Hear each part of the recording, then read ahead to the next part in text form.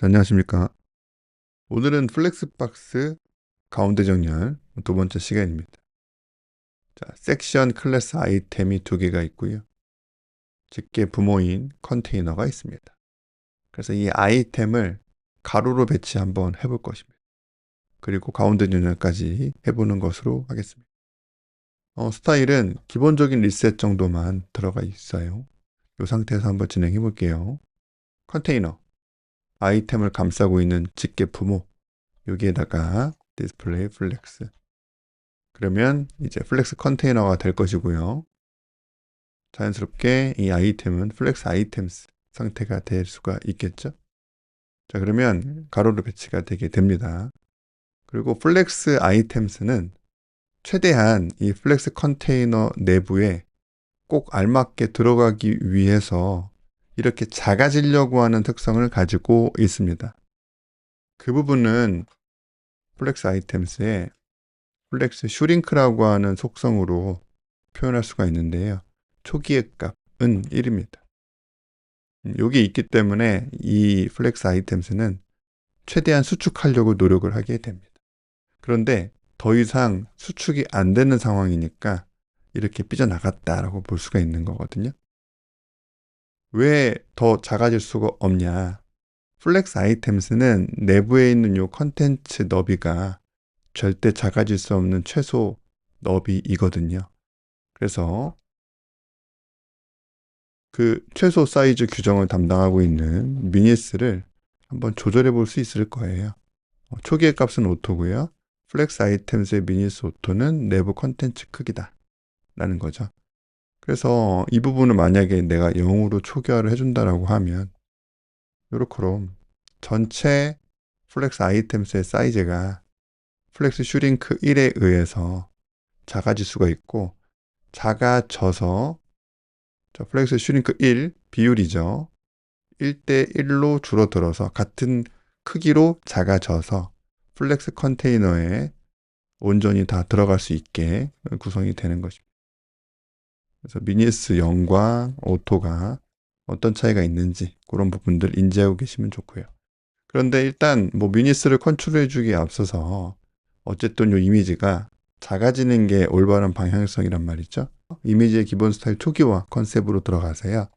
맥스 위스 100%를 적용을 하게끔 되는 거죠. 그러면 이미지가 이렇게 커지지 않고 부모 기준으로 너비가 새로 잡히게끔 됩니다. 문제가 없게 이렇게 만드는 것이죠. 물론 아직 이 문제는 일어날 수 있습니다. 내부에 있는 뭐 또 다른 컨텐츠 때문에 그럴 수가 있는 것인데요. 뭐 예를 들어 지금 판다 되어 있는 이 부분의 텍스트가 뭐 양이 많아진다라고 이렇게 했을 때 이렇게 되어버릴 수가 있다라고 하는 거죠. 물론 아주 극단적인 케이스이긴 하죠. 그래서 되도록이면 이 상태에서 미니스 0 이런 식으로 해줘가지고 내부 컨텐츠 크기 때문에 전체 레이아웃이 깨지는 일은 없도록 해주는 것을 저는 개인적으로 권장드리는 바입니다.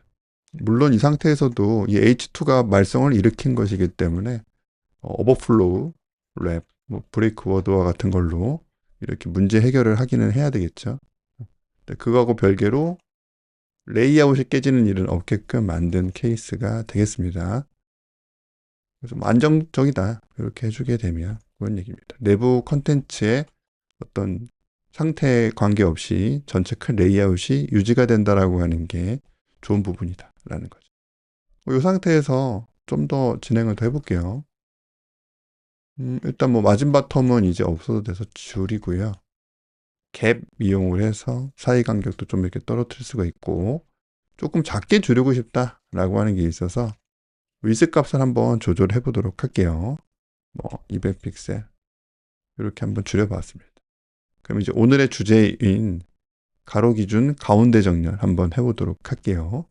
그러면 이제 컨테이너 관점에서 해줄 수가 있을 텐데요. 저스티파이 컨텐츠 센터입니다. 자, 사실은 이 영상이 뭐 가운데 정렬 시리즈이긴 하지만 플렉스박스를 설명을 하지 않고서는 소용이 없기 때문에 플렉스박스에 대한 영상처럼 되고 있습니다, 지금. 아무튼 이렇게 저스티파이 컨텐츠 센터 이용을 해서 매우 간단한 방식으로 가로 기준 가운데 정렬을 할 수가 있게 됩니다. 근데 이 상태에서 끝이 아니라 이 아이템의 개수가 늘어나는 케이스가 당연히 있을 수 있겠죠. 제가 미리 이 아이템들을 많이 또 준비를 했습니다.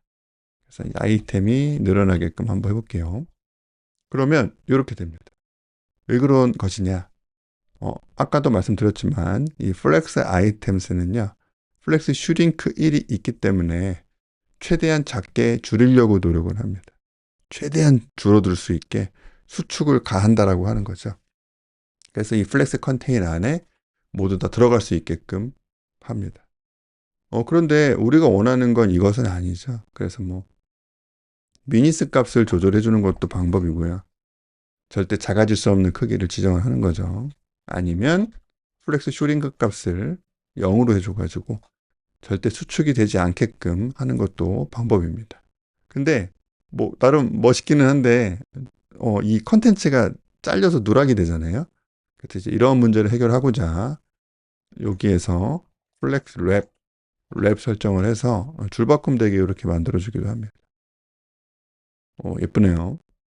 자, 근데 이렇게 줄바꿈 되게끔 하는 거 말고 이 가로로 그냥 스크롤 생기게끔 하는 것은 어떻게 하면 좋을까? 자, 요게 이제 또 중요한 포인트가 되겠습니다. 그래서 그 부분을 하려면 지금 저스파이 컨텐츠 센터로는 안 된단 말이에요. 그래서 일단 다시 원래대로 이 섹션들을 잠깐 숨기겠습니다. 저스파이 컨텐츠 센터 말고 다른 방식으로 가운데 정렬을 또 해줄 수도 있을 텐데 여기에서 div 하나 만들어 볼게요. 뭐 클래스는 뭐 갭이라는 이름으로 만들어 보겠습니다. 생겼죠? 그리고 여기 끝날 때도 하나 딱 넣어준다. 이걸 가지고 이제 어떤 장난을 칠 수가 있냐면 갭, 박스 섀도우로 어떻게 공간을 차지하고 있는지를 우선 한번 보자. 이 상태에서 플렉스 그로 1 할 수가 있다. 그죠? 플렉스 그로 1 하면 이제 사용 가능한 공간, 남는 공간을 자신의 크기로 가득 채운단 말이죠. 이렇게. 그래서 결과적으로는 얘네들이 이제 뭐 안 보이게 처리할 수 있을 거고 가운데 정렬 이렇게 할 수가 있다라고 하는 것이죠. 그럼 이제 나중에 이 개수가 늘어났을 때에도 어때요? 요 갭은 여기로 가야 되겠죠? 맨 마지막에. 뭐 이런 식으로 될 수가 있다라고 하는 겁니다. 물론 이제 넘쳐 흐르는 부분들은 스크롤바가 생겨야 하니까 오버플로우, 오토, X축만 합시다. 그래서 이렇게 스크롤바가 생기는 상황을 만드는 거죠. 자, 오파시티 다시 이렇게 살아나게 되면 뭐 이런 식으로 되게 된다. 라는 겁니다. 그럼 이제 개수가 적을 때에는, 개수가 많지 않을 때에는 이 가운데 정렬이 되게끔 되는 거고, 개수가 많아지게 되면 스크롤바가 생기는 그런 결과물이 나오게 됩니다. 자, 그런데 이렇게 추가적인 마크업을 하는 게 굉장히 거슬리기 때문에 지우고요. CSS 단에서 문제를 해결하는 게 또 좋겠죠. 컨테이너 before가 있고요. 컨테이너 애프터가 있습니다. 가상 요소, 수도 엘리먼트라는 것이죠. 여기 컨텐츠를 넣어서 할 수가 있을 거예요. before, 애프터입니다. 자, 그러면 검사 기능 통해서 한번 보도록 하죠. 아까 제가 갭이라고 하는 div를 넣었던 그 위치와 동일한 위치. 그죠? 컨테이너라고 하는 전체 이 내용물 이전에, 내용물 이후에, 자식 요소로 들어간다라고 하는 걸 다시 한번 체크가 가능한 것입니다. 그 상태에서 박스 섀도우 인셋해서 역시나 또 한번 보도록 하죠. 이렇게 좀 되는 거거든요. 근데 일단 얘는 내부 컨텐츠는 필요가 없으니까 이렇게 지울 수가 있을 거고 플렉스 그로 1로 가득 차게끔 만든다라고 하면 되겠죠. 아까랑 똑같은 결과물이 나올 수가 있는 것일 겁니다. 자, 그리고 다시 개수를 늘려보도록 할게요. 자, 근데 여기 이 부분에 바짝 붙지 않는 부분들이 있네요. 이것은 이제 갭이 여기에도 생기기 때문이거든요. 맨 첫 번째. 여기. 이 부분에 갭이 또 들어가 있기 때문입니다. 그래서 저 부분은 이제 어떻게 해결해 주는 게 좋을까 생각이 드는데 여기에다가 뭐 네거티브 마진 쓰는 것도 하나의 방법일 수 있을 것 같아요. 이렇게 네거티브 마진을 활용을 해서 레프트하고 라이트에다가 깨주는 것이죠. 뭐 다른 또 좋은 방법이 있을 수도 있는데 뭐 이런 식으로 한번 오늘은 해보도록 하겠습니다.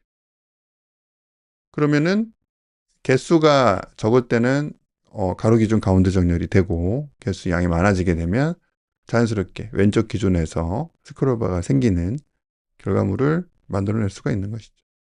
자, 물론 이제 실무적으로 보면은 이러한 결과물을 그렇게 선호하지는 않습니다. 아무래도 이런 스크롤바 디자인이 뭐 꾸밀 수 있기는 하지만 조금 제약이 많고 그리고 이 어떤 사용성도 그렇게 뛰어나지 못하기 때문에 그렇게 환영받는 그런 UI 형태는 아닌데 간단하게 이렇게 한번 해볼 수가 있다. 그죠? 좀 더 실무적이라고 한다면은 뭐 이런 버튼 같은 것도 만들고 그죠?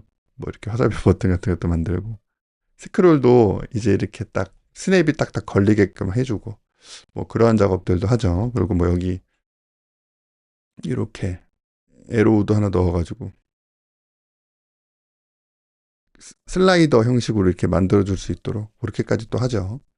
자, 이제 오늘은 이제 플렉스박스가 주제니까 이 정도 수준까지만 한번 만들어 보도록 하겠습니다. 자, 이 부분 지우고 코드를 좀 정리를 하면 좋겠네요. 그래서 컨테이너 before랑